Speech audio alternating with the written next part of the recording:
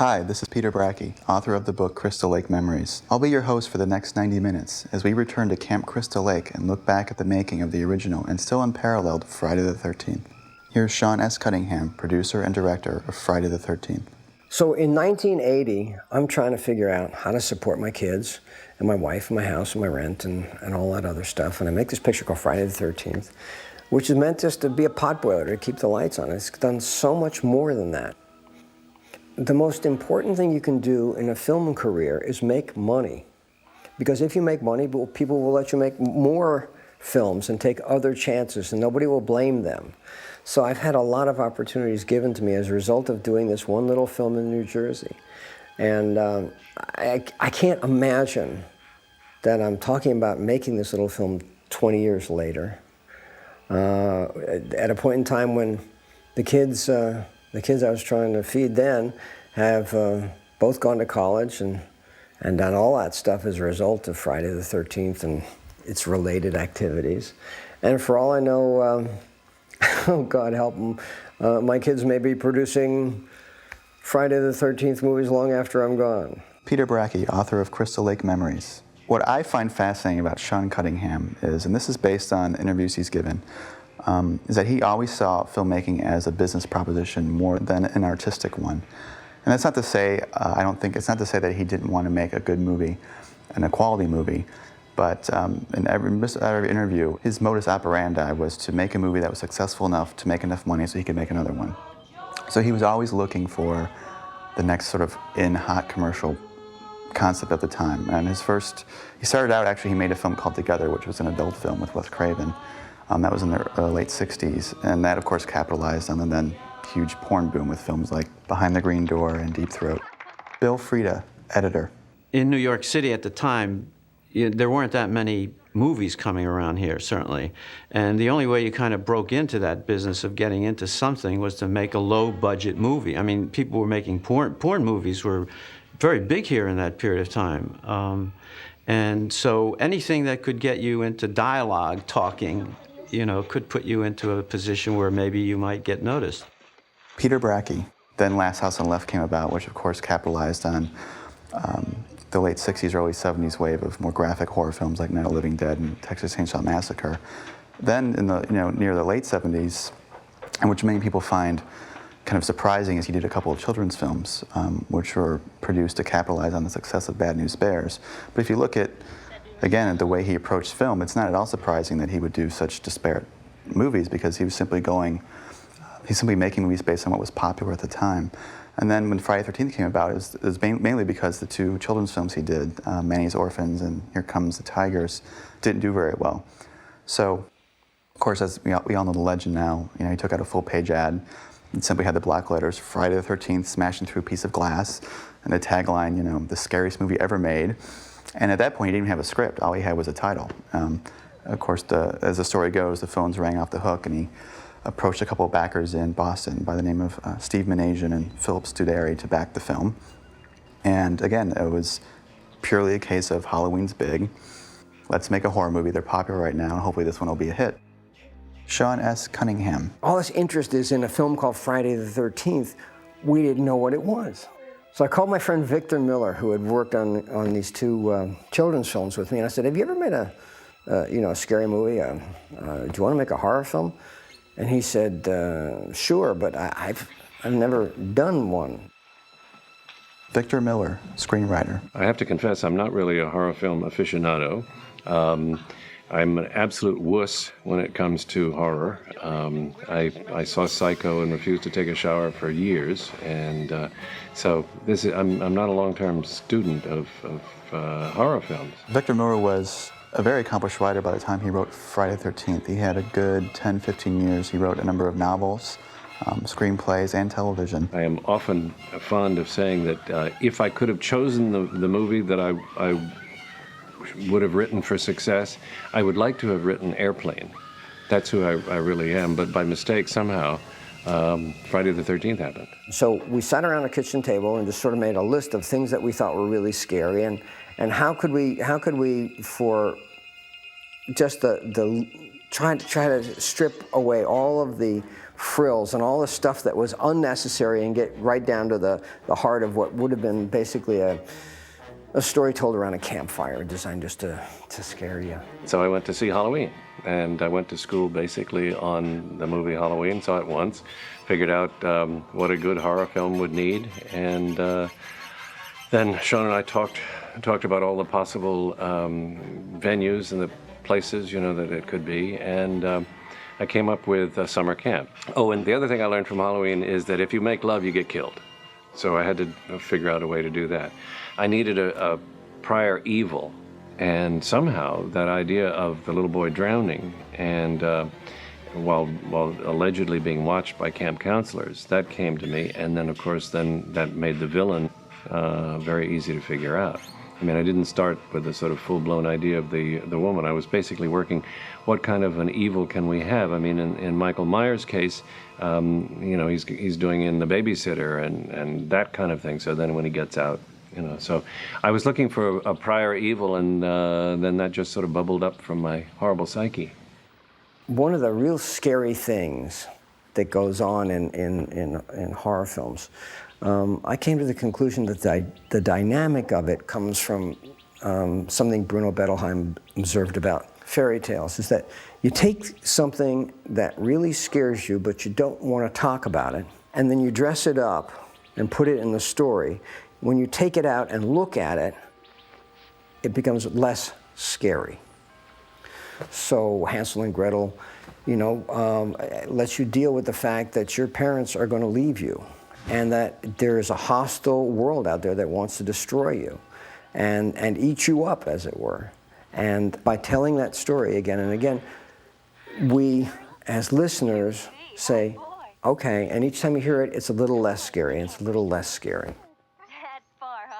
The ways that the killings happened were mostly based on nightmares I'd had as a child. I had no primal stories in mind whatsoever for Friday the 13th other than this mother, because I have another confession to make. I never went to summer camp because I chickened out.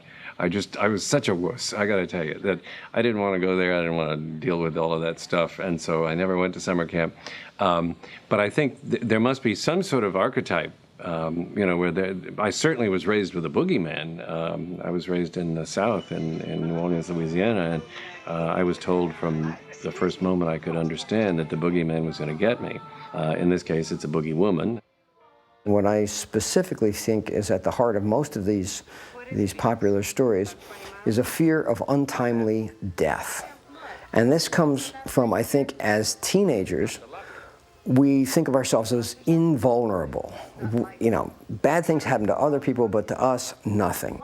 And everybody has that story of somebody in their high school class who got a motorcycle or something and hit a tree and died. And the school is in shock. This couldn't happen. But it does, because that event calls into sharp focus the fact that we are vulnerable, that we have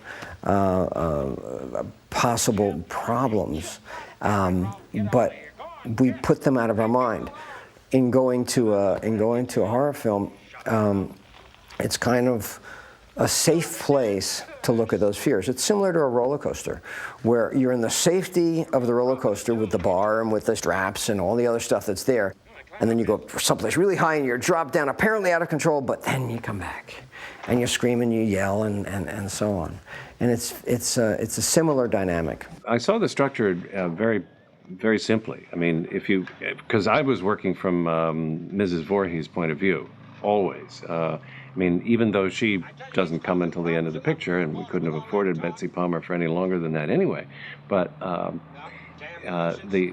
the point of Friday the 13th to me, as I was writing it, was this is a mother who was taking care of her son, who was long since dead, of course, but that she was avenging something that really bad that had happened to him. And so she basically had to take them where she could get them one by one until she got rid of all of them. I mean, that was clearly her goal, was to keep Crystal Lake from ever opening again and hurting any other children. I mean, this was the mother that I never had, the one who would protect you and go to any horrible lengths to do it. And so I was kind of cheered by that. And that was For me, that was the structure. And of course, then as you look at it basically now from the camper's point of view, they have to watch themselves be thinned out one by one. But of course, the key to that, obviously, is to keep everybody ignorant. That's the hardest job of all is to have two people not know that everybody else is missing. And it really becomes kind of that architectural job of saying, let's not make them look too stupid. And so we went ahead. It took me about 2 weeks to write the screenplay. So I basically worked it through, gave the first draft to Sean. We had a wonderful working relationship, he and I. I think we played to each other's strengths in the best possible ways. We had a shorthand after doing those other two movies, and I'd written some other things, and we'd come up with treatments together. So we had this kind of shorthand that we could just go bing, bing, bing, bing, and I knew exactly what he meant.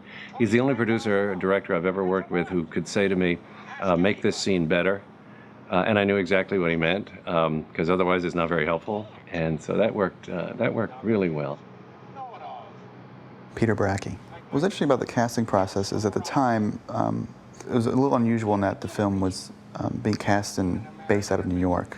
So Barry Moss and Julie Hughes of TNI Casting at the time really were pulling from a theater background more than a film background. So most of the people in Friday the 13th actually had quite an appreciable amount of experience in theater. For example, Robbie Morgan, who plays Annie in the film, had worked she was a child actress in the theater, had done a number of musicals and long-running plays.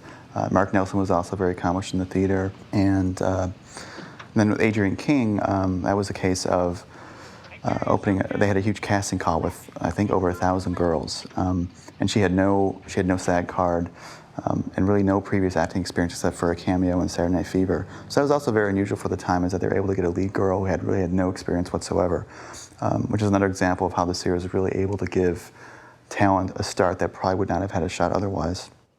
Adrienne King, who played Alice. The summer of '79, every actor and actress that was under 21 was like trying to get an audition. There was a lot of buzz going on about it. And I had some nice friends who knew Barry Moss, and he introduced me, and I met with Sean. Then I came back for, a call back, and then another call back, and they kept on weeding us down. We didn't have a script, It was a little difficult to audition because they had a few little pieces of monologues, just little, like the one that Janine does about the blood shower dream. Remember that one? That was one of the audition monologues. Sean S. Cunningham. The chances that Friday the 13th would launch a career are between slim and none, but you don't realize that at the time. I think that you can do very well in a horror film if you've got something going on behind the eyes. The best example I can think of is Jamie Curtis, who in Halloween made herself a star. She had enough going on underneath that she became interesting, which transcended the material. And that's what I think that anybody who gets into a low-budget film for career reasons is looking to do, is to try to find a way to transcend the material. But unless the material is good, it's very difficult.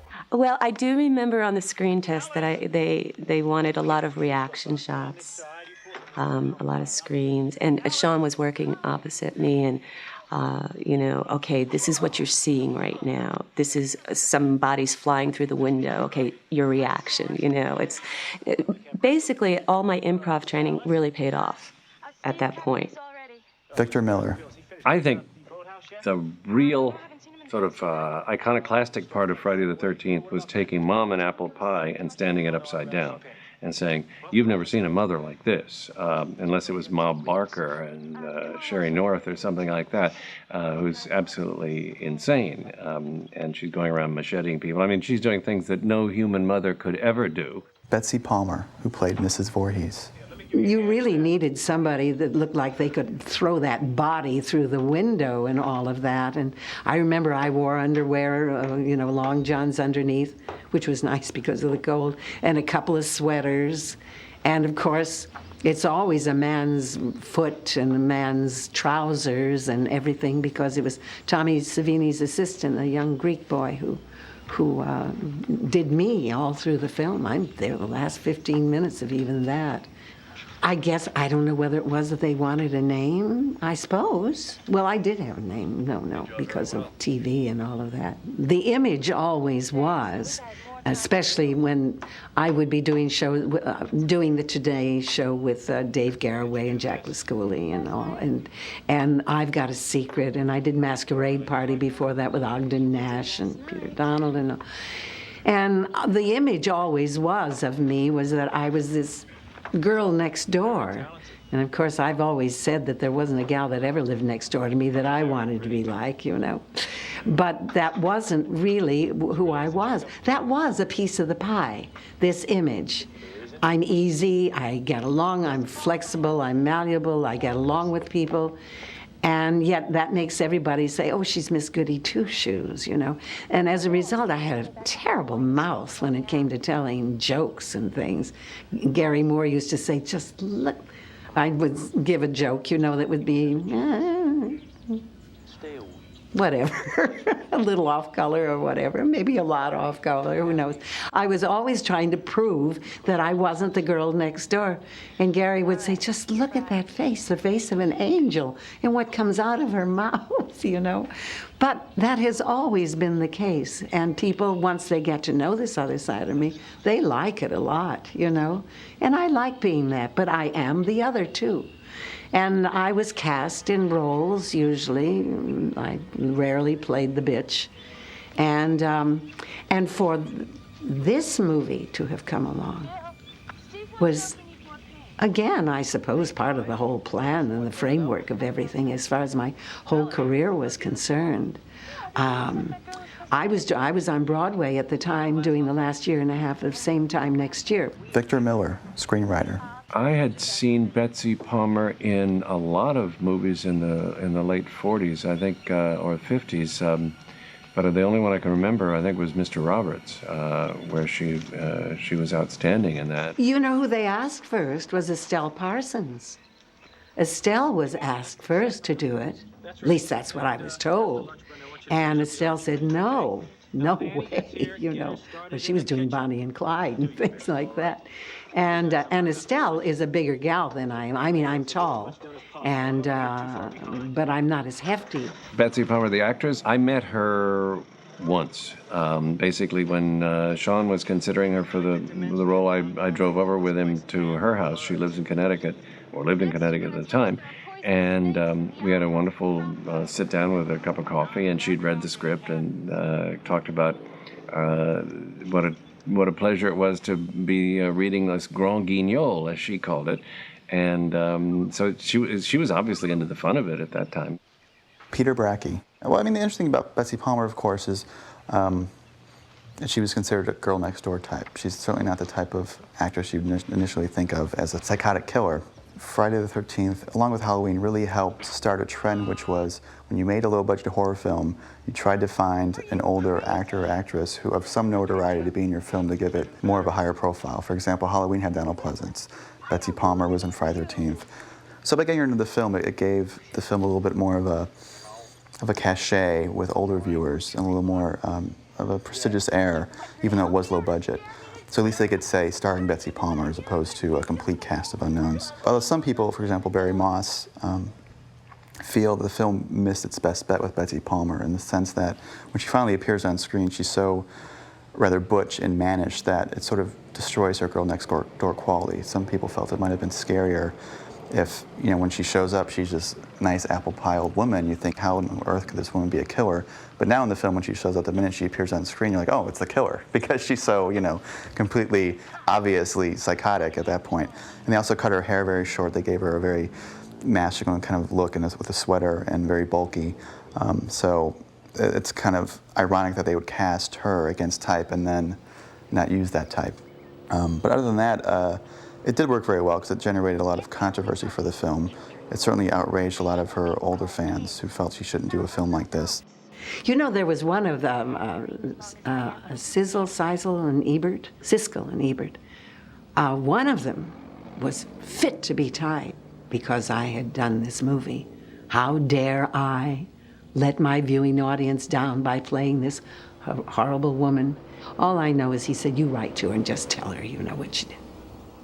So there were people who were disappointed in me. But you know, you can't go through life worrying about that. And actually, what's interesting about that is a lot of other critics actually came out against Gene Siskel because of that. It's one thing to bash a film and criticize it. It's another thing to actually publish, you know, a well-known actress's number and incite people to go and protest her. I am shocked that the critic would put Betsy Palmer's address in a review and say that she should be chastised by the rank and file.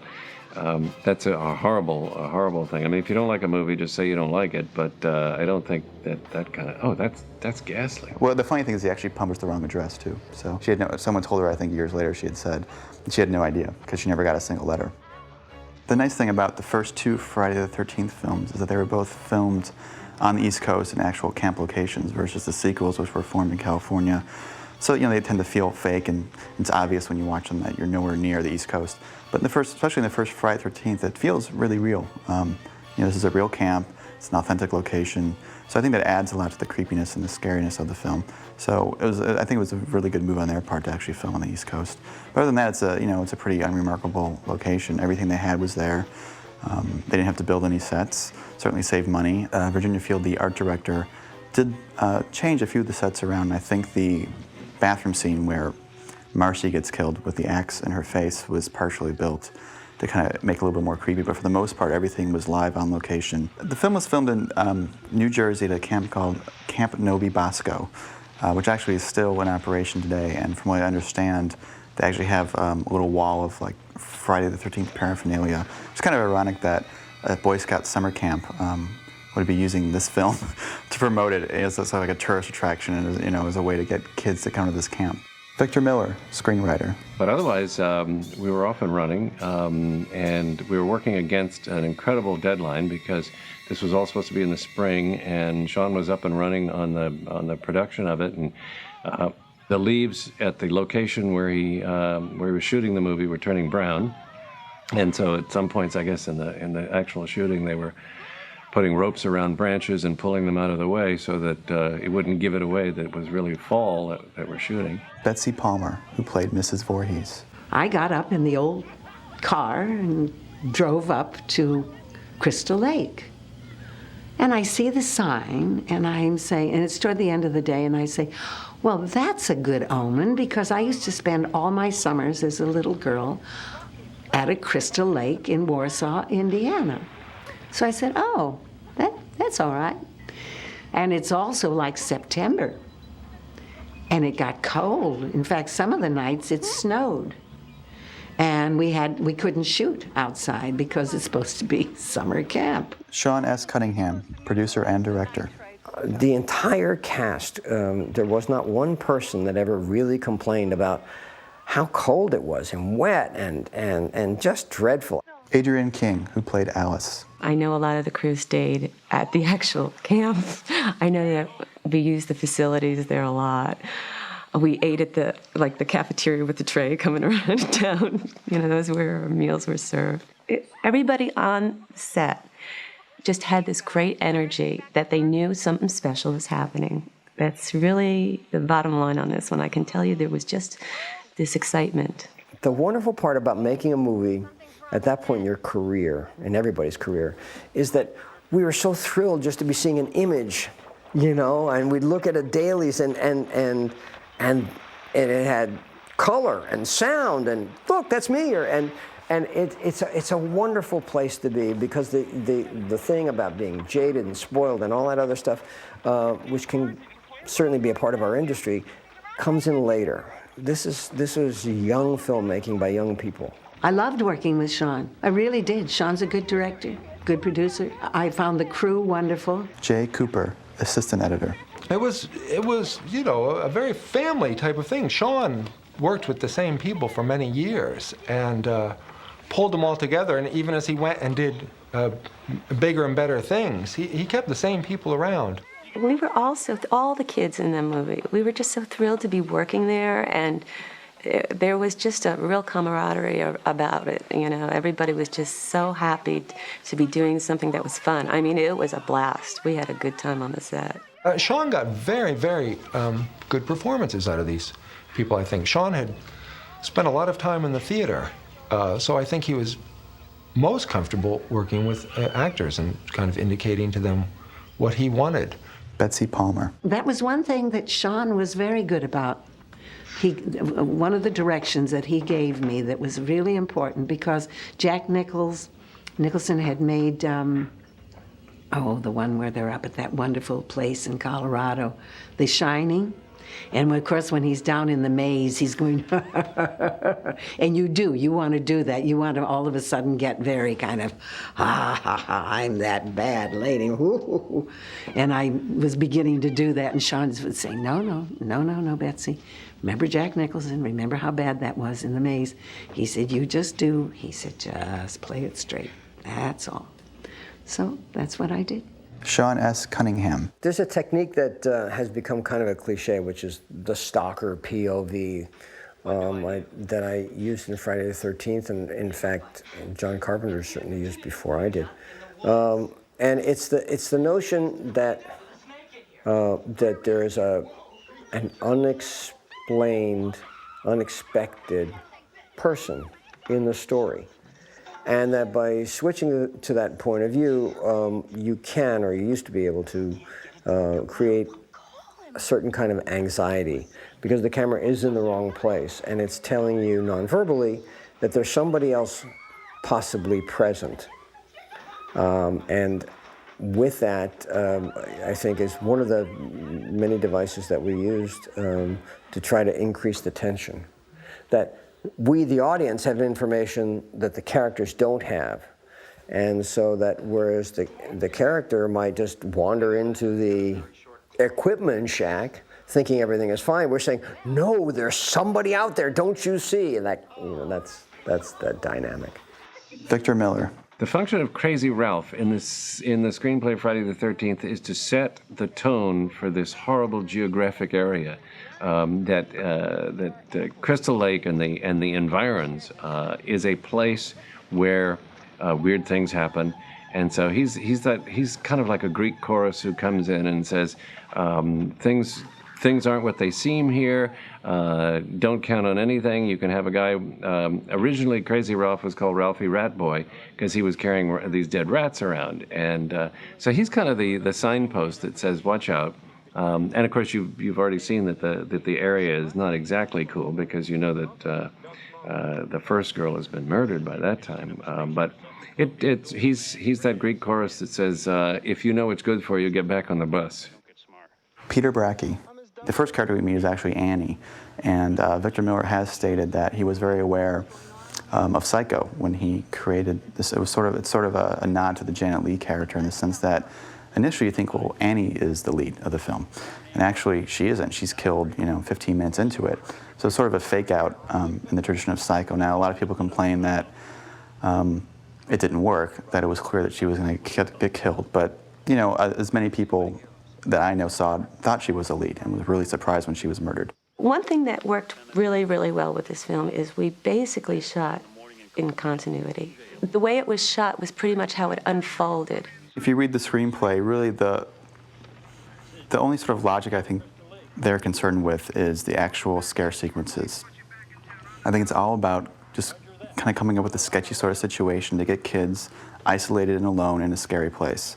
And the film's real focus is on those 7 or 8 key scare sequences, where one by one people are picked off. It's very similar to Agatha Christie's 10 Little Indians. Even in those films, the characters tend to be very sketchily drawn. This isn't a character study. And I don't think anyone in this kind of film wants to sit with characters for an hour and really come to like them and love them and then watch them get killed. That would just be depressing. So you have to sort of just set up really basic archetypes that people can relate to and that you kind of like and root for, but that you don't like too much. So while I can understand the criticisms that it's poorly made, I don't think so. I think that both Sean Cunningham and Victor Miller knew very well what kind of film they were making. And they knew that, they looked at Halloween and realized you have to create a basic setup, but you can't overdo it. And you can't, You know, this isn't a big drama with big scenes and big emotional arcs. It's a popcorn movie. And so it's about the roller coaster ride. It's about setting up situations where you slowly go up the hill, you get to the top, you have that few seconds where you know the bad thing's gonna come, and then you drop off and you have that cathartic thrill, which in this case were the gore shots, or the payoffs. But you have to have that payoff. And then you go back and you do it again. It's just a bunch of hills and valleys.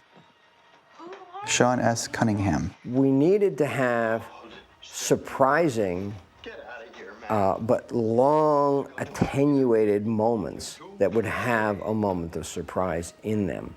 And that was the goal, rather than saying we have to have extreme gore, we have to go all the way past the line, we have to push the envelope. We were trying to see how long we could maintain suspense. I think suspense was the goal more than gross out. We surely felt we wanted to have a couple of, things. And Jason coming out of the lake at the end was meant to be that, but we never, it really took a while to get that right. You know, if you tip it off, it just won't work. And so I tried to figure out how to make that moment really work best. For sure, I knew we had to, the ghost story is over, so you can turn on the lights. So Dawn comes up, and she's on this beautiful placid lake. And then I decided that I needed to, make sure that the audience felt safe and that she was safe. And did that in two ways. One is I had some cops running along the shoreline in the background to create that sense of safety. It was shot very idyllically, and then Harry Manfredini laid the music out so that it just mellowed you out. But when the kid comes up out of the bottom of the lake, it comes up musically at a point where it's also unexpected. And it was only when all of those things came together, then you had the audience. And that moment, the dynamics of that have been copied any number of times, and consequently, anytime you even come near it, everybody says, "Oh yeah, I know what you guys are up to." It was so much fun at first because I think it's probably the biggest scare I've ever seen in a movie theater. Adrienne King. With the ending in the canoe, he didn't get it the first time. And that was somewhere in September, and so we had to shoot it again. And we didn't get it that time, and this was later in September. But he knew what he wanted. He kept on saying to me, "We're going to get it, we're going to get it." And finally, I think it was the last day of shooting. He had a slow-mo camera, he had a couple of cameras, but I always remember we were in the little cafeteria before dawn, because it was, and we're waiting on the warmers, where they keep the food hot. We're all sitting up on those warmers, and we hear the little local radio station going, "And it's 28 degrees outside." And I'm going, "Sean, are you sure we want to do this again?" He goes, "We're going to get it. We're going to get it right. Don't worry about it. This is it." So he didn't, and he got it. God, he got it. The part of Jason was meant to be played by my son, Noel, who was at the time, 10 or 11 years old, I think. And he thought it would be just fun. However, when his mother found out that what would be involved with forgetting about missing school, but that, it was cold. I mean, there was damn near ice on the lake, and that you'd have to get in and stay under the water and do all this stuff. She was having no part of it. If I wanted to go out and do that, that was fine. So we wound up hiring Ari Lehman, who had been in the Manny's Orphans thing as a, one of the gang of no good kids running around. He came out and did it, and we wound up, I think we had to shoot that on 3 different days. We had to get them under the water had to be quiet, and they have to be in exactly the right position, and the sun and the cops, and everything had to be perfect. And then you'd shoot it, and of course he would pull her into the water, and that was it for the day. You might get one more shot, but he'd have to get all warmed up, but it was a complete makeover for her. We'd have to dry the clothes, the hair, put on makeup, do the whole thing. At that point, the light would be shot. And so we we shot it. It wasn't until we shot it the third time, and I think that we went back, when we went back to shoot it the third time, I think it may have been middle to late October. It was getting on, and it was cold. We went out and we finally got the shot that's in the movie, and I'm really glad we did. Another thing that Friday the 13th I think really did that was really important, at least in terms of the horror genre, is that for the first time it made the makeup artist the star of the show. After this film came out, at least in fan circles, everyone knew who Tom Savini was. This guy suddenly, after this film, was getting tons of offers for other slasher films, and he started going on talk shows. And for example, on The Burning, the film he did after Friday the 13th, for the first time in history, the filmmakers sent him out as part of the publicity tour for the film. So suddenly you had makeup artists, going on TV talking about what they were doing. And that was the first time that had ever happened. I mean, you had people like Dick Smith, for example, with The Exorcist, who received quite a bit of acclaim. But now suddenly you had films where the star was the gore effects. And so suddenly people wanted to know, well, who's doing the makeup? And that's something you never had before. So just, it wasn't like, well, gee, who's starring in Friday the 13th Part 3? It's like, well, who's doing the cool gore effects?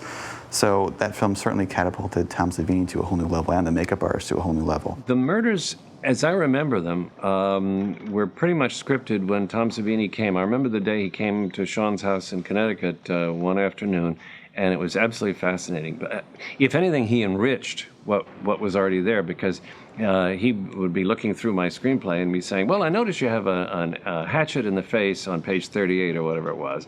And he turned to Sean and said, do you want a fake face and a real hatchet, or you want a fake hatchet and a real face? I'm going like this. He's just going boom, boom, boom, because he was so skilled at his craft that it was really fun to talk to. And he gave me the sense in subsequent drafts that I could go further, I could do more, I could have more fun with it.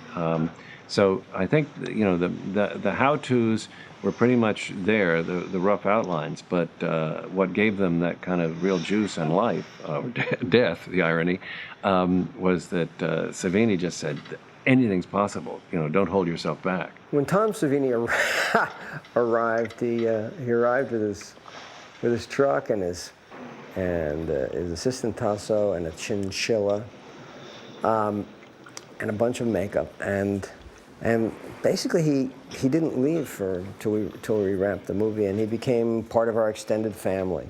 He was one of these guys that just could go and go and go. He had this boundless amount of energy, and he was so much fun to be around. His enthusiasm never waned.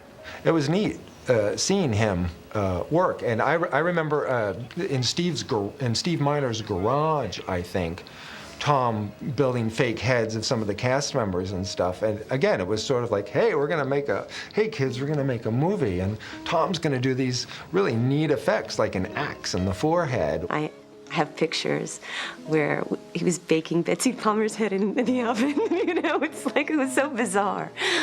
But he just really knew what he was doing, and he shared it. You could watch him making the molds. He was very creative. He knew what he was doing, his special effects, makeup.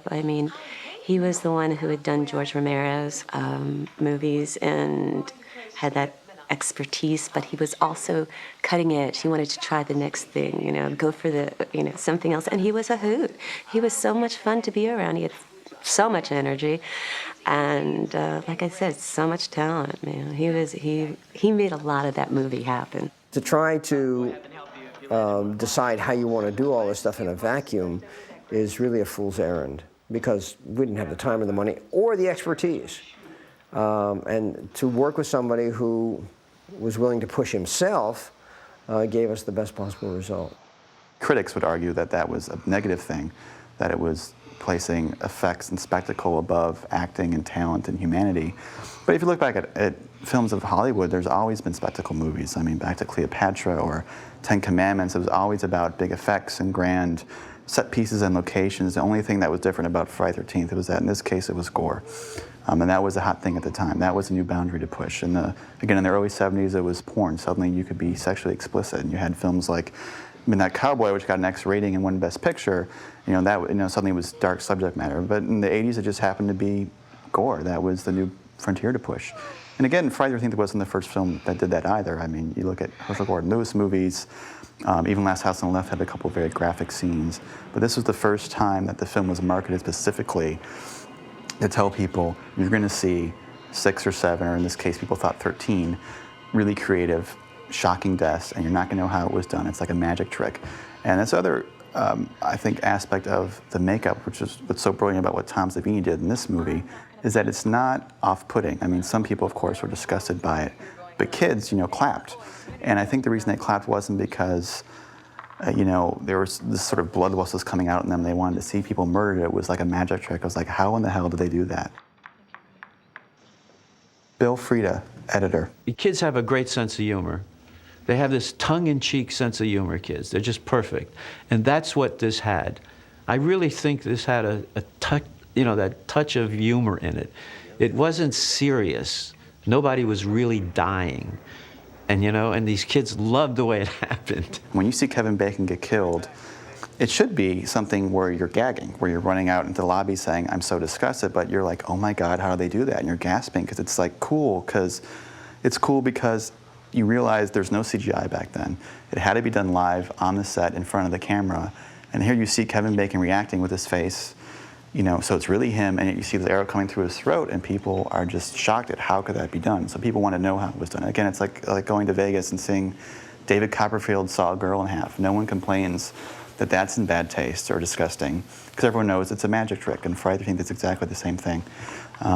Again, that's why I think some of the not some of the sequels, but a lot of the slasher imitators actually went too far, especially the ones, a lot of them started to go for the unrated rating. Like you saw that with Texas Chainsaw Massacre 2, for example, which was supposed to be a big selling point of the film. We're going to do it unrated, and then you watch it, and it's just gore for gore's sake. There's no build-up. It's just blood shooting out from tubes, and that by itself isn't interesting either. So I think what Friday the 13th did, that is not given credit for, is it had this great structure where it had kids you kind of liked and you rooted for. It had that roller coaster ride, the build up to suspense and the payoff, and then on top of that, it gave you the cool magic trick just for a few seconds.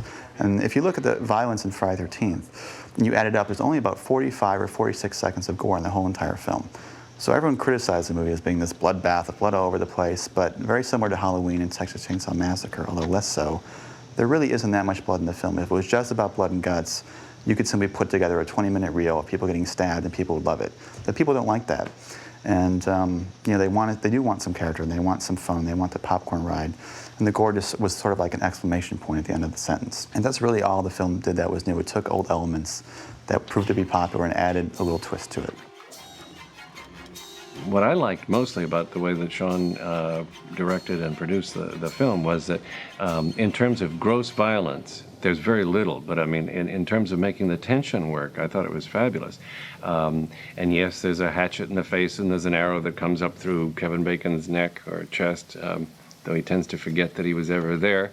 But I thought what the slasher films forgot that followed us, what the few I've seen, basically thought that the more gore and blood, the scarier it would be. And I don't think that's true. I think what Sean put together was a really good roller coaster ride in terms of a tight movie. I basically, as a kid, I'd always looked under my bed before I went to sleep. And so when it came time to write Friday the 13th, I had Betsy Palmer underneath Kevin Bacon's camp bed and shoving arrows up through his body. So, I kind of took care of a lot of my my early childhood fears by writing this thing. When Victor and I were playing with this, we were very aware that what we needed to do was create something that had an element of circus in it. And so that with the special effects, at this point we had an MPAA and so on, we knew that we could get up to a certain level. But if we crossed the level, you'd get what would be today called an X rating, and it would be a bad thing. So that what we tried to do is get as invested as we possibly could in the story and in the anticipation of the payoff, and then to get through the payoff quickly and as efficiently as possible. What was interesting was that when we made the television version, the pretty much gore-less version of the film, we wound up cutting, I think, maybe a total of 20 seconds from the movie, of all of the extreme gore. But so that there wasn't that much of it.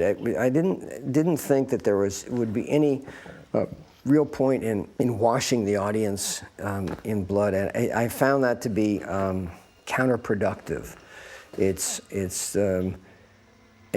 kind of like the relationship between pornography and sexy erotic storytelling. That when all of a sudden the specifics are presented, it's not what you think, and it's off-putting, and it doesn't take you to the right fantasy places.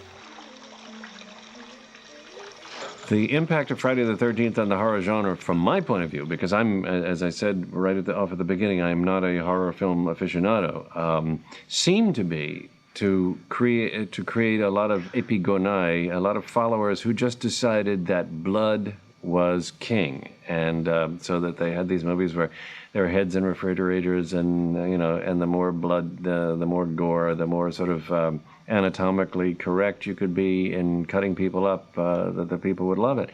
And I think that the genius of Sean in putting this movie together was in showing just enough. I mean, when the movie was finally released on network television, they did not have to cut out that many seconds of gore, and I think that's a tribute to it, because it's about the build-up to the tension. It's about the don't go in there's. It's about, oh, don't go in there.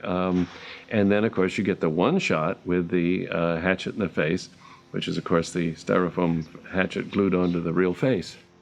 There's been a big change that's taken place over the last 20 years in for want of a better word, the horror film. There used to be special effects, and special effects were like a magic show. And you did tricks for the camera. You would kill somebody. Now, you're sitting in the audience and you know that person didn't get killed, but you don't know how it happened. And central in that assumption is that the camera is an impartial observer.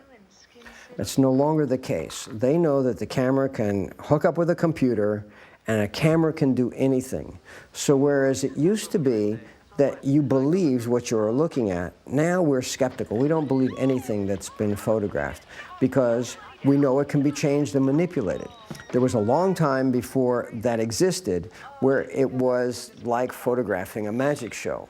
It is no longer. Consequently, at the point in time we did Friday the 13th, we did a gag with an arrow coming through the neck or a head being chopped off or something like that. Well, of course it didn't happen, but people had never seen it happen before. There weren't computers out there doing it for you. And it was like, how did that happen? It's so cool. Then, as these magic tricks got better, as it were, they became more and more medically accurate. But you find out that it doesn't work particularly well because you've lost the delight, the childish delight of, I got fooled, I got tricked by the camera, I don't know how it happened, with sort of a cynical, well, I saw that last week, show me something I haven't seen. And you're not going to trick the audience. Consequently, that delight having been removed, you better replace that delight with something else. That something else is the unexpected character and story twists, which get ignored. But in fact, because they're hard, but that's where the future's got to be in this genre. It's not going to be in bigger and better and more graphic gore and special effects. That's just a tool. But you have to be telling a story in an unexpected and in a way that somehow or other it creates a resonance with something that you know is true. It goes back to that sense of the fairy tale. If you do that, you'll have a story to tell and people want to see. Otherwise, any film student these days can go out and do just drop-dead special effects and nobody will care. That's the really sad part. So much work goes into this stuff and nobody cares because we've seen it before. Peter Bracke. By far, probably the most criticized aspect of Friday the 13th and the slasher films is that they equated promiscuity with violent death. Victor Miller, screenwriter. My lead female survivor needed to be virginal in some way. So she had to be smarter than everybody else. She could not be driven by the same lusts and animal appetites that everybody else was that made them stupid. I mean, again, it's that wonderful archetype of there's one person who has a clue, and she's running around saying, I think there's a problem here, and everybody else is saying, shut up, you're just not getting any. And I think that part of her character, keeping her a little bit smarter and a little less lustful, made it part of that wonderful Puritan background that we all share. I was certainly raised that if you make love before you're married, you are going to get punished somehow. And of course, this is just that written hugely, horribly large. If you look at Friday the 13th very closely, it's very clear that the Adrienne King character is not a virgin. She's shown at the beginning of the film as having had a sexual relationship with Steve Christie, a much older man. She's seen openly flirting with the Bill character. In the scene of Strip Monopoly, she smokes pot with everyone else. She's certainly not a virgin. She's far from a prude. Yet she emerges victorious. She's smart and she's resourceful. And she fights back just as strongly as Jamie Lee Curtis does in Halloween, which ironically was a film that was highly praised. Now, another thing that's interesting, too, about Friday the 13th is that in terms of the victims, as many men are done in by the killer as women. And in fact, most of the most vicious murders are saved for the male characters. Kevin Bacon gets an arrow through his throat, which is probably the most violent moment in the film. Bill is arrowed to a door, almost in a sort of a weird crucifixion, sort of a pseudo-crucifixion like Jesus Christ. So if anything, Mrs. Voorhees reserves her wrath most for the male characters. And of course, further confusing the whole matter is the killer, of course, is a woman. And another thing that the critics highly criticized about the film was that it supposedly showed independent, sexually promiscuous females being hacked by a male killer who was bearing down on them from sort of a point of view shot. But if you watch the movie, while there are some point of view shots in the film, as she's stalking the victims, when the actual murders happen, they're always shot from a third person perspective. You never ever see someone getting killed from the gaze of Mrs. Voorhees. So you could argue that the killer is indeed coded as male throughout the film. Like you see it turns out to be a woman, of course, but you see Mrs. Voorhees' shoes, an arm, a knife. So you think, oh, it's a man. You just assume it's a man. But if anything, I would argue that Victor Miller and S Cunningham both knew that everyone would go in thinking the killer was a man. So by setting it up by looking like a man, it's really just to fool the audience so they won't expect that it's a woman. It's not, I don't think, to try to connect some sort of misogynistic, threatening male gaze onto the audience or to get to incite people to think like a psychopathic killer. I think it's just to confuse people so they'll be shocked when Mrs. Voorhees shows up and it turns out to be a woman.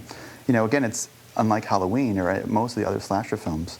It's actually set up like a mystery. It's very much like Psycho or, again, an Agatha Christie movie or story where you don't know who the killer is, and that's part of the fun is guessing who it is. And so by coding the killer as male, it simply tricks the audience. But again, you never ever see any sort of point of view shots bearing down on a cringing woman half-dressed getting stabbed. It's always the third person, again, to highlight the sort of magical aspect of the effects of, gee, how did they do that? It's more like a funhouse than it is some sort of misogynistic anti-female statement. And then the last thing is that what the film actually does is actually link sexual repression with violent murder, unlike Halloween, where the Jamie Lee Curtis character is sexually repressed, and that's linked with her ability to sort of see the character. In this case, it's clearly stated at the end of the film that Mrs. Voorhees has gone mad because her son drowned at the hands of inattentive counselors, and she's shown as being a sort of a repressed, very mannish type of person. So in a way, you could link her repressed sexuality, her inability to deal with it, as kind of coming out as sort of a rage.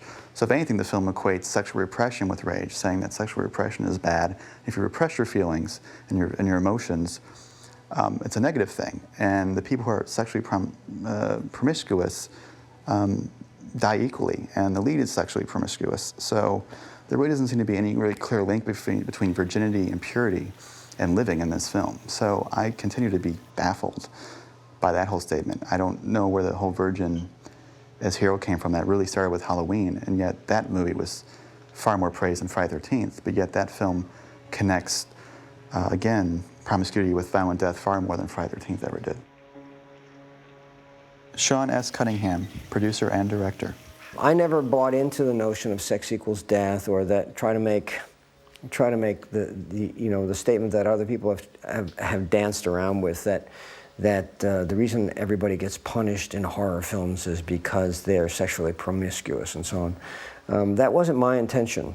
And in fact, I think that diminishes the form at some level. The scariness comes from bad things happening to good people for no apparent reason. And reconciling yourself to the fact that evil and bad things are out there, and they don't care whether you're nice to your mom or not. We think that we protect ourselves by being nice to our mothers, being polite, by being good people, going to church and doing all the good things. But gnawing in the back of our minds someplace is the notion that that may not protect us.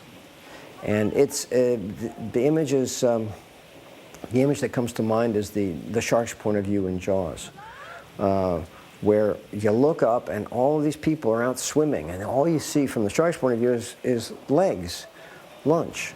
And he's not saying, who's the bad person or who's the good person I'll stay away from. He's just looking for lunch. And it's just as cold as that.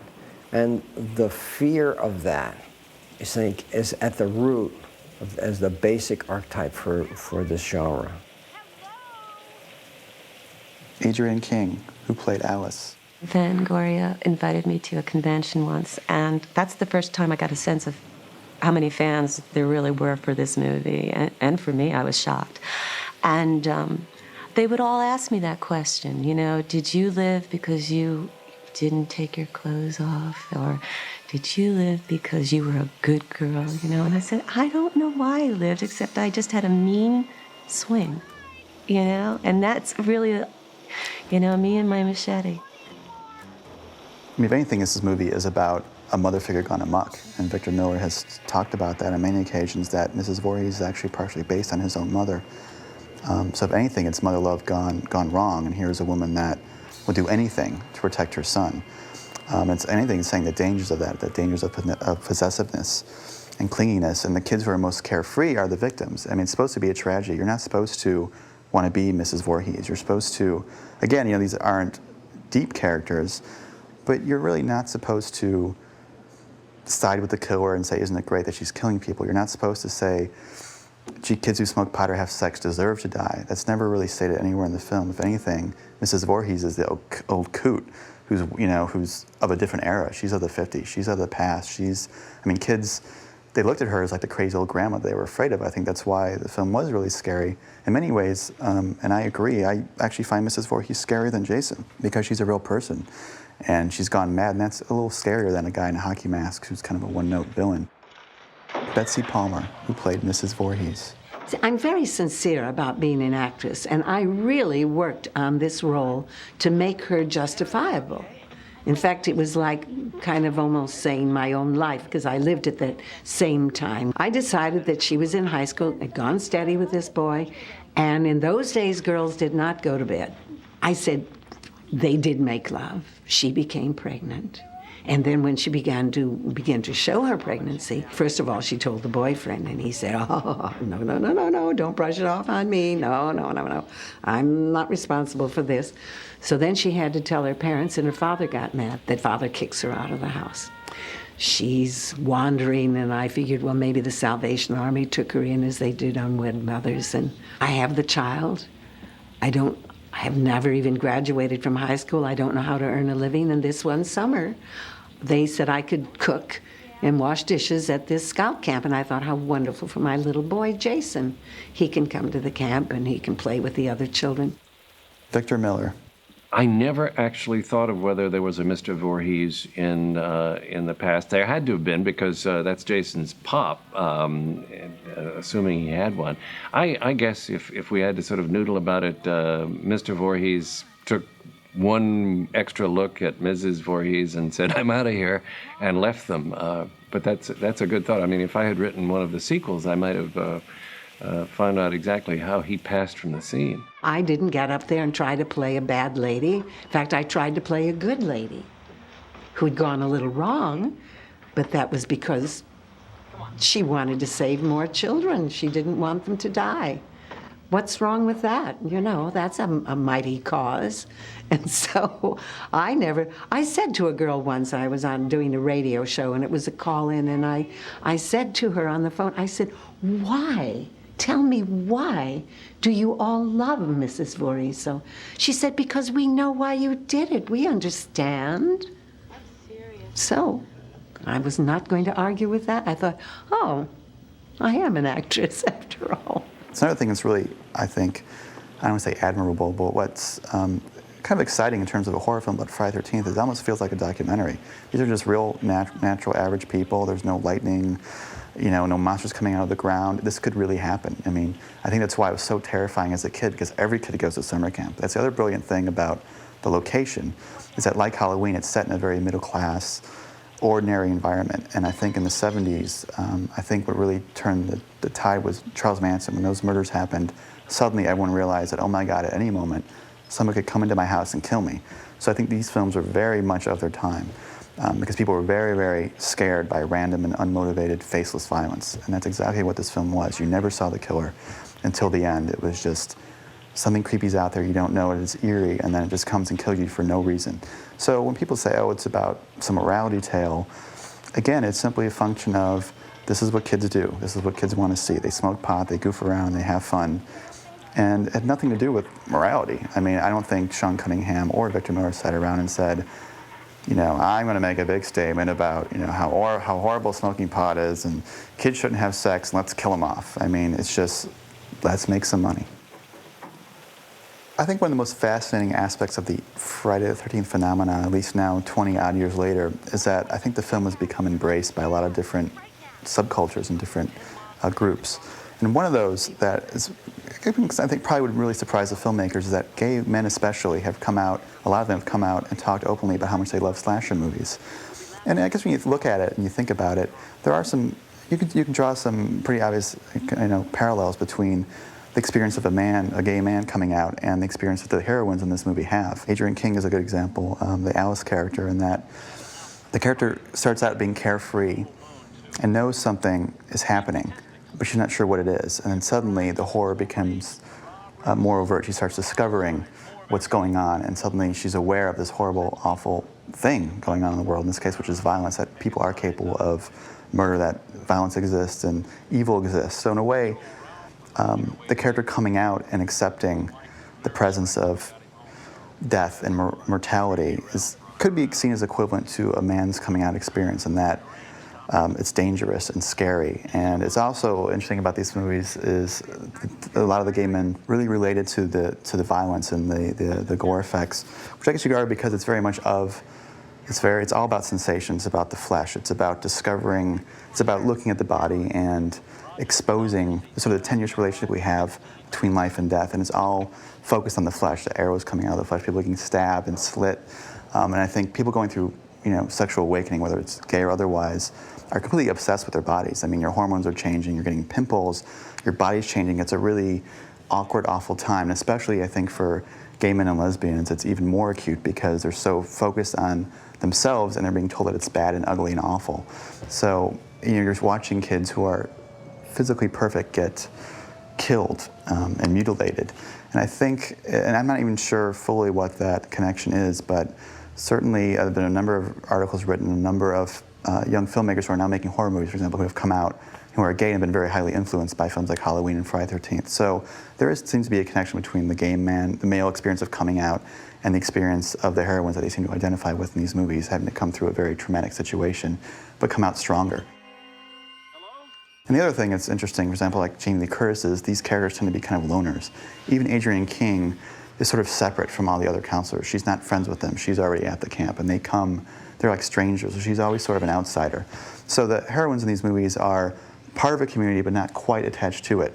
So I think gay men especially can really relate that sort of outsider quality, and that sort of thing that you're going to be left alone, you're going to have to fight the evil and fight the force by yourself. And so I think a lot of outsider-type characters, again, doesn't have to be gay men. I think anyone who's an outsider. I think that's another reason why these films appeal to such a cult audience, because a lot of the people that go to the conventions and love horror movies and Star Trek or whatever are more of the outsider characters. They were lonely as kids. I certainly was. Movies were my friend. Movies and music and books. So I could go to a movie and I could feel a kinship with the characters. I knew what it felt like to be an outsider. So, and then going to this place, this camp, which is all American, and still feeling like an outsider is something you can really relate to emotionally. Bill Frieda, editor. The editing process took 10 weeks, and I keep mentioning that because we really kept watching on that, and I must give kudos to Sean for that. He was really perfect with that, and it was a great way to work. You know, it was a low-budget film. Let's not get into, you know, any artistic kind of atmosphere here. Let's just get it done, and that's what it was, you know. Harry Manfredini, the composer of Friday the 13th. Music is always most important in this film, and in most pictures, when it starts and when it ends. It's got to have a time to come in. That's got to be that one place, like uh-oh, or in this case, you know, an uh-oh sort of thing. But even, let's say it was a comedy or a romantic picture or something like that, there's a certain place where you might be playing the character or you might be playing the audience. When you want the audience to start to buy in, or when you're feeling the emotion is a place where it starts, you've got to ease the music in at that point. It's horrible when the music starts and everybody hears it start. It's almost like you shouldn't notice it come in. And especially if you're trying to get the audience to relax, you shouldn't notice the music go out either. Everyone knows if you're going to do this kind of picture, you have no choice but to start thinking about Hitchcock and in that case Bernard Herrmann. So, I mean, you can't go to any horror film and not find Bernard Herrmann somewhere in the score, and that includes myself and Jerry Goldsmith, or any of the the really great Hollywood composers, including the new guys too. You hear it everywhere. Penderecki that's where the beginning of the infamous Jason sound started. I was studying I'm always studying somebody, and I was studying his music, very strange, complicated music, and it was a choral piece in which he had the chorus not just singing normally, but also sometimes in the middle of things, the chorus would go or make a sound that was vocal in nature, but not a word, not a singable sort of sound. And I thought that was really sort of a cool idea. Now, obviously, I don't have a chorus. I don't have anything. Basically, I've got me. So I got this idea from the picture. If you're watching the picture, you'll see at the very end, when Betsy Palmer finally gets into the film, we find out that she's Jason's mom. There's a close-up of Betsy Palmer's mouth, and obviously she was someone who, I'm guessing, heard voices. And the mouth is going, kill her, mommy, and it goes back and forth from her voice to a child's voice and back and forth. So she was hearing this in her head. So I got the wacky idea to take kill her, mommy, the first two letters of kill, K-I, and ma, M-A. And then there was a gizmo we had called an echoplex, which we were using a lot in the film. For example, when I would hit the piano or pluck the strings, it would, obviously it would just go blang, but we would make it go blang, blang, blang. It would just be an echoplex. Now we have digital echoplex and all sorts of things. But at the time, that's what we had. So anyway, I went to the microphone, and I don't know why, but I just went, and it went, then I went, and it went, and whoa, I went, that's pretty spooky. So I decided, what I did was, it was just sort of like there was so much POV in this film of, my joke is it's the POV of the cameraman. It was supposedly Jason's POV, like when Jason was there, we never saw him, or in this case, it turns out to be Betsy Palmer. But when the killer was watching, I wanted to create a presence so that it wasn't just, it was above and beyond the cameraman. It was, uh-oh, this person's in trouble. So I came up with this, and the next thing you know, but that's actually me, and it's always been me. I actually have samples of it now, so I just have to push a key. I don't even have to work very hard. I just go. Sean S. Cunningham, producer and director. We had a very strong piece of work that we took to the MPAA, and they asked us to make a couple of cuts, or they didn't call out the cuts, and we had to make a few cuts, but basically they let the film go through pretty much in the form that we expected or hoped for. Subsequently, it became held up as an example of, well, you let Friday the 13th go by, and now you're telling us we can't do that? They did this. And as a result, later on when I went back to the MPAA for other movies, I always felt that I had a very difficult time. I don't know that I really had a more difficult time than somebody else might have, but I always felt that they might have thrown me a softball once and then lived to regret it. The truth is that the MPAA is, as far as censorship goes, is a political committee. And it's meant to change. It's meant to go with public opinion and the like. Because what it does is it creates a world in which we can make any film we want. They don't tell you you can't make that movie. They say if you make that movie, you'll get an X rating. People may not come, but nobody tells us what we can and can't make, and that's really the MPAA. Jay Cooper, assistant editor. Sean had set up Paramount to start looking at some stuff through his connections there. So we were finishing a scratch mix and boxing up 10 reels of edited work picture with the 10 reels of scratch mix. I took the box from the mix place to Paramount, and it turns out we did not include the last reel. And the Paramount executives watched the whole film and then didn't see the ending. I thought I'd never work in this town again. I better just move to Europe. I mean, I'm not sure I left the reel out, but somebody in the excitement left the reel out. We rescheduled a screening. I was to drive the film into Paramount. Next morning, one of the biggest snowstorms to hit the East Coast in 10 years. I got to Paramount about 3 hours after the screening was to have happened. And apparently they had, again, a room full of executives ready to watch this film for the second time, and no film showed up. Finally, they got to see the film, and as they say, the rest is history. Bill Frieda. We had screenings for ourselves, but then we had the first screening that I recall for Paramount. And I do remember that very distinctly because I feel I had a big, heavy hand in that, frankly. I'm working the board in the back.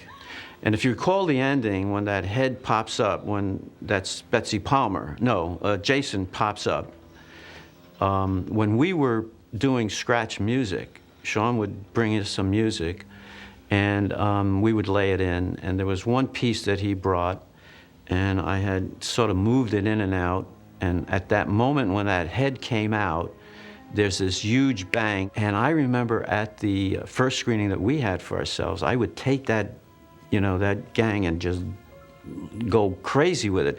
And it would shake, So I did the same thing, and Sean wasn't saying, hey, look, at the next screening, I mean, it was just something we were doing. And I bounced that thing up. I swear people just jumped out of it. And I think that's the thing that sold it. I really do. I think this guy sat there and said, even if you buy this movie for the ending, it's going to be cheap.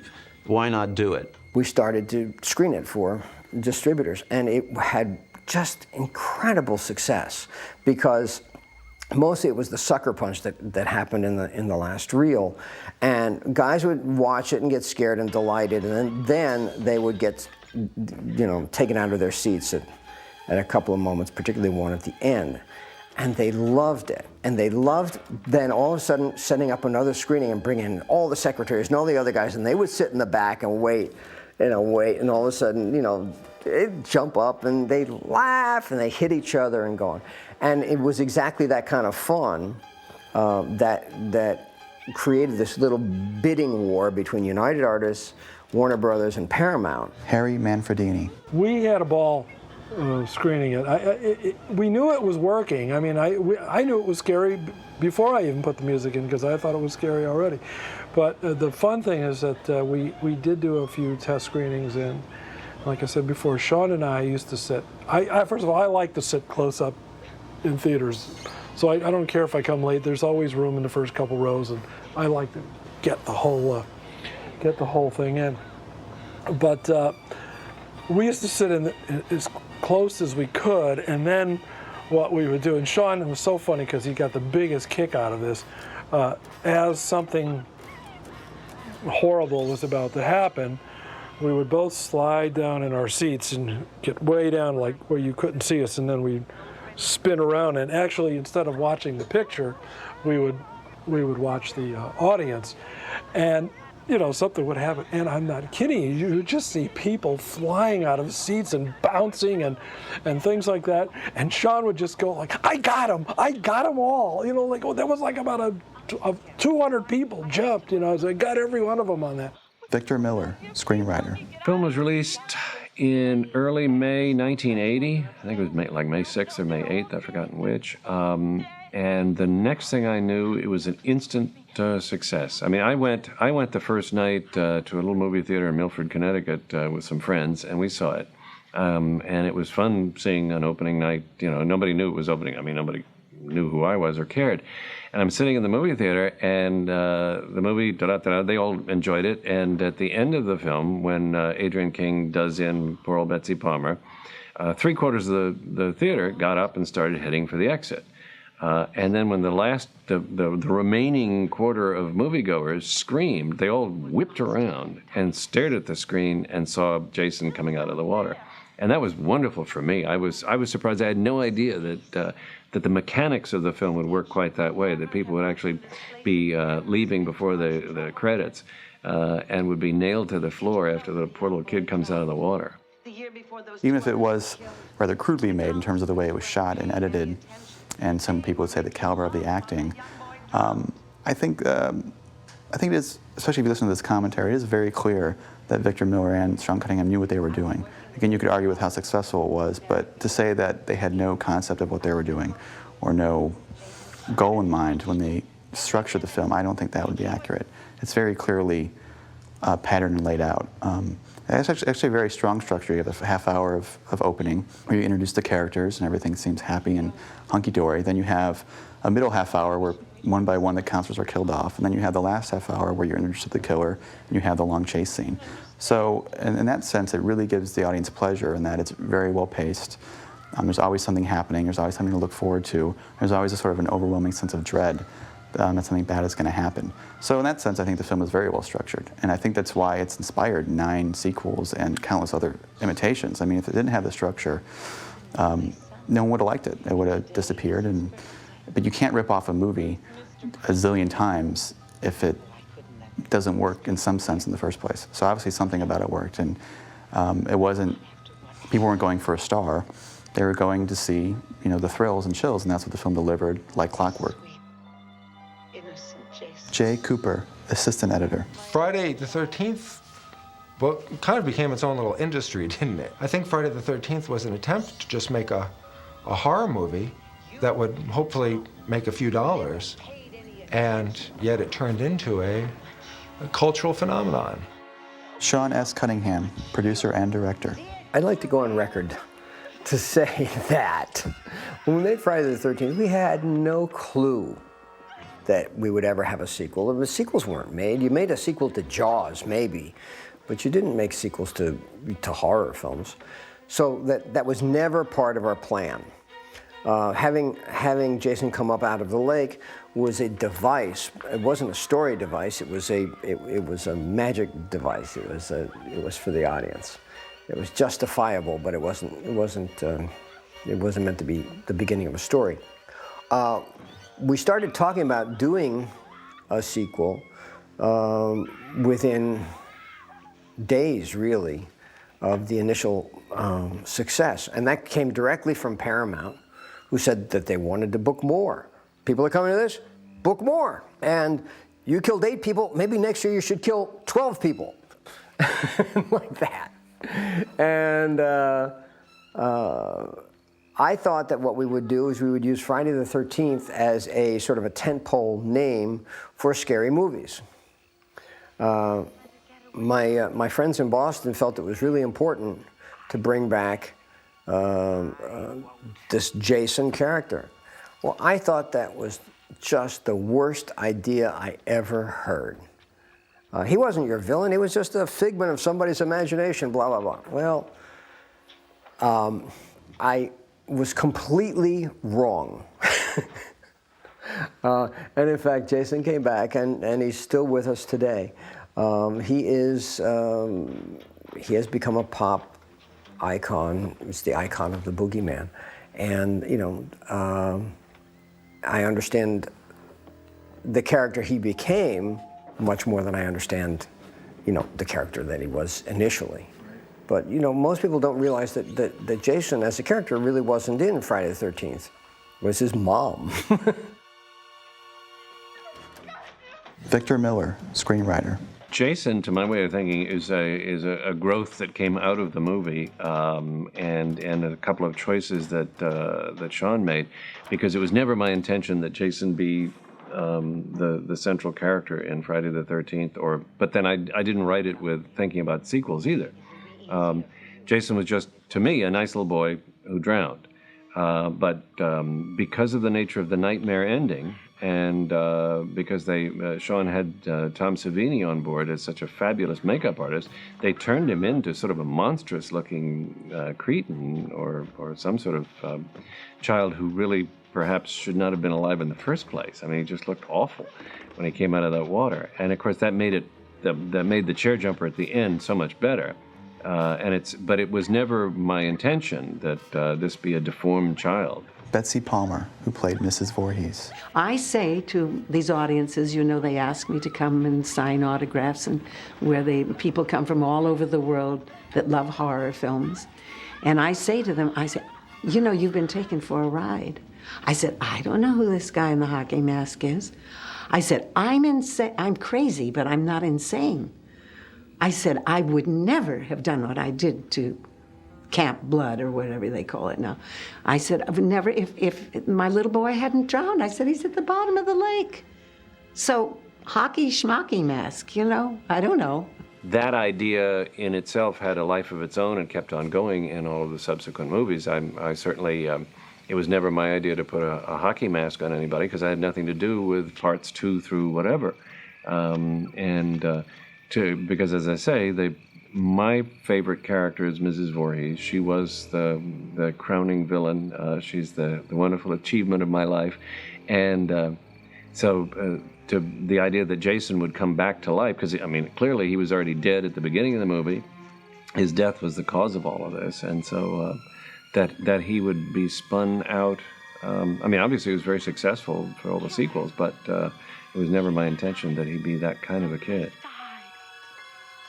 So again, I can understand the criticism leveled at the film, but in hindsight, it's even more ironic to me too, because the mainstream critics at the time, like Roger Ebert and Gene Siskel, Rex Reed, Leonard Maltin, every single one unanimously came out and vilified this film. Yet these are the same people that grew up on those schlocky B movies of the 50s and 60s, which they always praised. So it's very strange that they would not see this, and they at least couldn't relate to why kids might like this. Because really all this did was took it to the next step. Instead of kids necking in the parked cars with the Wolfman coming behind them, now they could show kids having sex, smoking pot, and getting killed a little bit more graphically. But the film is the same thing. It's no different than, you know, Lobster Man from Mars. It's just, you know, it's more modern. You know, the kids are, obviously it's stated now, you look at the clothes and the styles and the fashions, but back then this is what kids look like. This is how they acted, this is what they did. I mean, you have kids at summer camp, of course, they're gonna have sex, smoke pot, drink, and goof off, and that's what they're gonna do. So, it's just, so to me, yeah, I'm completely bewildered still at how all the critics and the parents groups overreact towards this film. And again, by overreacting, all they did was make kids want to see it more. So I don't know if Friday the 13th is brilliant, but it certainly was clever. And it's certainly very clear that S Cunningham and Victor Miller knew exactly what they were doing. They had studied the genre, they knew it was popular, and they capitalized on what they thought kids wanted to see, and they turned out to be right. So in a way, you could simply just argue that critics are simply being spoiled sports. Because someone said, hey, I'm going to make a movie that's fun. It's a popcorn movie. I want it to make money. It's going to deliver what the audience wants. It's not going to be an art film. It's not the auteur theory. It's not a filmmaker trying to make a grand statement. It's just, I'm going to show you a good time. And that's always looked down upon by critics and by cinema elitists. The resistance to the genre probably occurred much later as dozens of low-budget horror and gore-oriented films started to find a regular audience with teenagers that parents and educators would say, this is not a productive use of your time. You know, don't do this. We're against this. Stop making these movies. And the people certainly have a point. It's something that you do occasionally, but it wouldn't be something that you want to do on a really regular basis. So the film comes out, it's a huge hit. The filmmakers make it, they prove themselves right. Critics hate it, so of course they're going to rip it apart. And you could argue that critics are just frustrated filmmakers anyway. So what's interesting now is that I think today a film like this, no one would bat an eye. Now it's very common for even mainstream huge filmmakers like Scorsese or Spielberg to make a popular popcorn movie for the audience, and they make their personal movie and they go back and forth.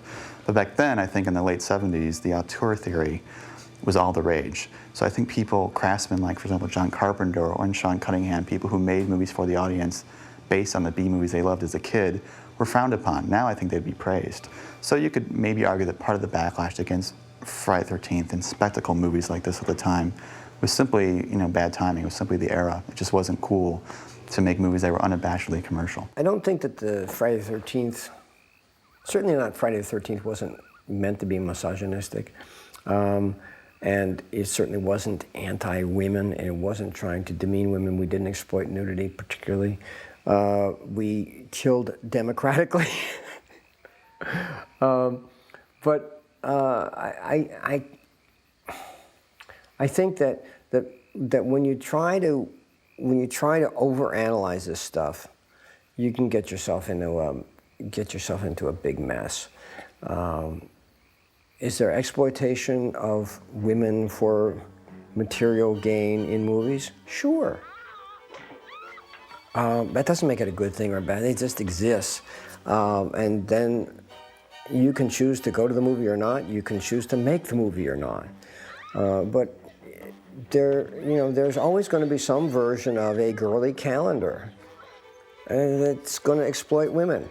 But by the way, there are also calendars with motorcycles that exploit motorcycles, and there's also all kinds of gay calendars that exploit, that. It's just part of our culture, and I think you make too big a deal out of it, you do yourself a disservice. It's kind of fun, because there I was writing in 1979. The sexual revolution had gone swinging past me, and I'm writing a movie which is hugely moralistic.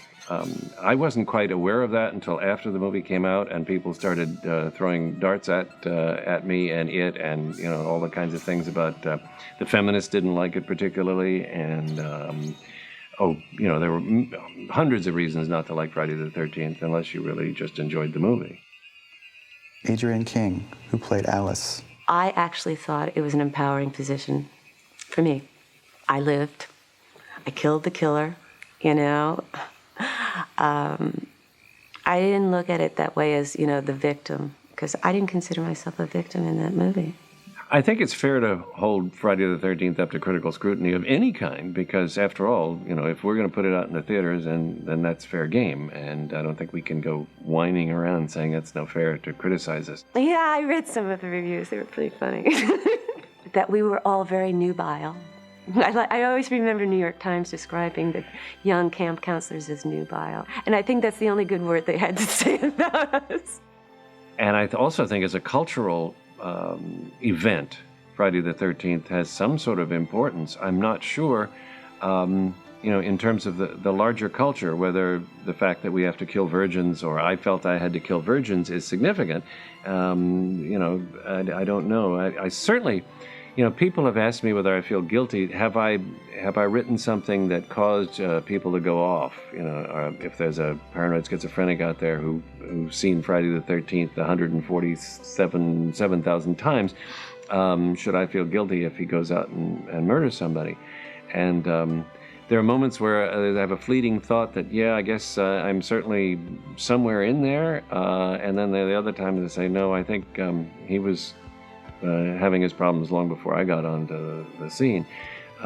So I don't know quite what to make of the critics. I set out to write a roller coaster. It was the antidote to the family film myth.